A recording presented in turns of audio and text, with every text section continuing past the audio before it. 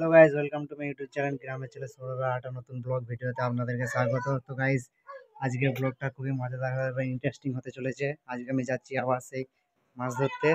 আর এই হচ্ছে খোলচার, এই খোলচারটা পুকুরে ফেলাবো এবং এটা সেন্টে মাছ ছুটে আসবে আমার ছিপের কাছে, আর মাছ তখন খাবে আর আমার মাছ ছিপে হয়েও যাবে। আমরা এখন যাচ্ছি পুকুরে, পুকুরে চার করব। এই হচ্ছে খোলচার। আগের ব্লগে মাছ ধরতে পারিনি, কিন্তু এই ব্লগে অবশ্যই মাছ ধরবো, চেষ্টা করছি। আর গাইজ, এই হচ্ছে আমার মাও পেছন পেছন আসছে মাছ ধরা দেখবে বলে। তো গাইজ, চলে এসেছি আমরা পুকুরের পাড়ে। আর এই হচ্ছে সেই পুকুর, এবং এই পুকুরে খোলচার করব আর মাছ ধরবো। তো গাইজ, ভিডিওটা অবশ্যই কন্টিনিউ চালিয়ে যাবেন। আর এই হচ্ছে আমার মা কি করছে গাইজ, দেখুন। মা এসেই বসার ধান্দা নিচ্ছে যে এর উপর বসে ভিডিও করব।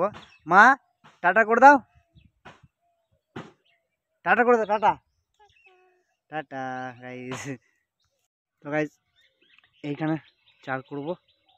তো এখানে চার করছি, চার করে দেওয়ার পরে খোলচারটা আমি ফেলাবো। তো খোলচার করছি, মনে হচ্ছে অনেক কাছে হয়ে যাচ্ছে, আর একটু দূরে করতে হবে। তো গাইজ, আর একটু দূরে খোলচারটা কর। মা যা গাইজ, মা খোলচারটা এখানে ফেলিয়ে দিয়েছিল। তো আমি আবার খোলচারটা করলাম এবং খোলচারটা কুড়িয়ে এইখানে ফেলালাম। হ্যাঁ, মা কি বলছে বলো। ওইদিকে যাবো, যাচ্ছি যাচ্ছি। তো মা বলছে ডালা নিয়ে আসতে। হে গাইজ, আমি চলে এসেছি পুকুরে। এই দেখুন ছিপ নিয়ে, আর এই হচ্ছে আটা মানে ময়দা। তো এটা টোপ বানাবো এবং পুকুরে ফেলাবো। তার আগে দেখো মা এসে হাজির এখানে।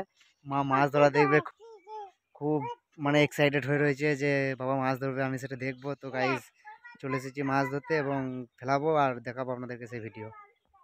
তো গাইজ, এখানে অনেকক্ষণ ধরে বসে রয়েছি, মাছ খাবে খাবে করে মাছ এখনও ছিপে খাচ্ছে না। তো দেখাই যাক আর কতক্ষণ মাছ না খেয়ে থাকে। তো আগের ভিডিওটাতে আমি মাছ ধরে দেখাতে পারিনি, কিন্তু এই ভিডিওটাতে চেষ্টা করছি যে মাছ ধরে আপনাদেরকে দেখাবো গাইজ। অনেকক্ষণ ধরে মাছ ধরছি, মাছ পাই না, ওই ঘাট থেকে টেনে করছি গাইজ। দেখো গাইজ, একটা মাছ লাগাইছি অনেক কষ্ট করে, পরে একটা লাগাইছি। ভেবেছিলাম এত বড় ধরবো, হয়েছে অল্প ছোট মাছ। ঠিক আছে, কোনো ব্যাপার নয়।